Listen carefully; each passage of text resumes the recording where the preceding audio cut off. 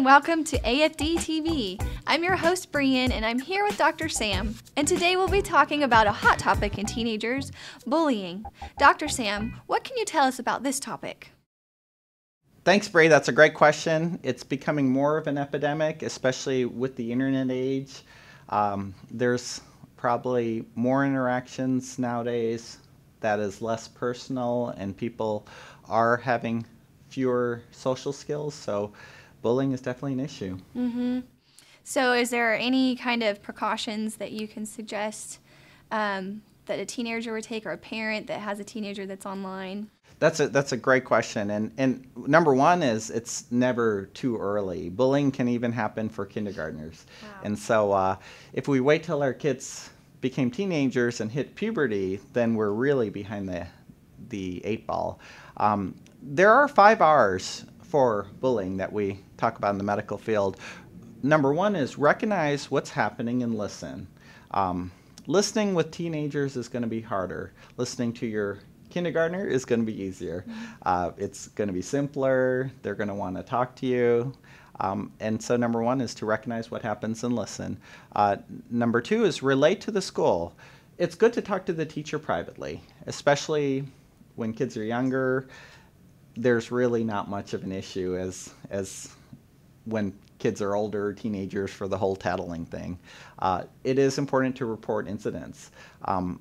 Schools, teachers, they can't correct what they don't know about. And most of bullying happens when the teacher's not there. And there's plenty of time where the teacher's not there and they're not knowing. So they do want to know.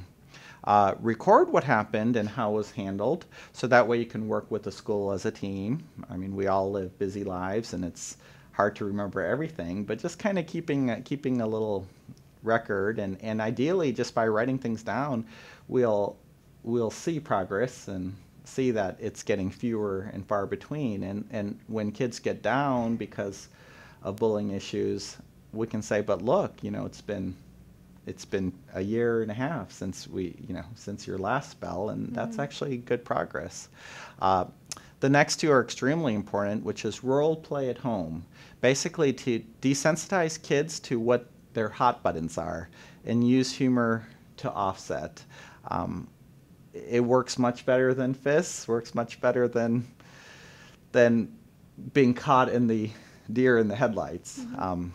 Even with my daughters at home, from the moment they started school, we would role play and say, well, you're not my friend anymore. I'm going to invite everyone to my birthday party except for you. And and they know that it's coming from their dad or their mom. And then we would flip it around as well. And then our daughters would basically try to find something that by desensitizing them, it shows to the bully that it's not affecting them. They'll say something like, promise? Oh, thank goodness. Oh, I really didn't want to go, or something. Sarcasm, yeah. And then, and especially with the younger kids, they don't know how to handle it, and the bullies will just go on. It's also good to learn the sarcasm in the reply, so that when you do see a bully bullying others, you can intervene and say to the bully, isn't that bullying? Do you like to be a bully? And so in a way, the kids tend to police themselves and essentially bully the bully to not being a bully. Because a bully can only bully if everyone around them basically ignores it. And by ignoring it, it's essentially endorsing it. And then the last thing, which is extremely important, is to restore confidence and instill confidence. It's not easy to do. Kids are, schools are extremely competitive.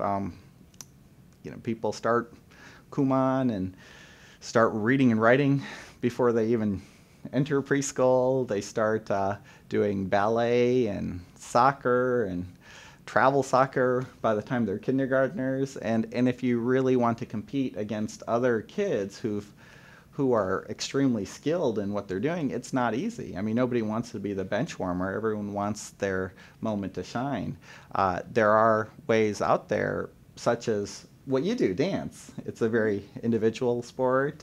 You can some people will like the tap, some people like the ballet, music, art. Karate is a great sport for teaching confidence and strength. Even things like running, gymnastics. So every child has their interest, and it's really important to nurture help support them in something that they're really good at. That involves social interaction, not just, well, I like to play video games all night by myself. That's not that's not acceptable. But something that they can do with others, where they can be proud of, and they can go to school head high, and life goes on, and it's for the best. Yeah, just instilling that confidence is a big deal. Well, thank you so much, Dr. Sam. Those points were all very helpful, and I hope that helped all of our viewers out there. And thanks for joining AFD TV this week. This is Brian, and we'll see you next time. The preceding advice provided in this video is informational and strictly the opinions of Dr. Sam Yadrala and AFD Clinics. For a more accurate medical opinion of your personal health, please consult your primary care physician or visit one of AFD's clinics today.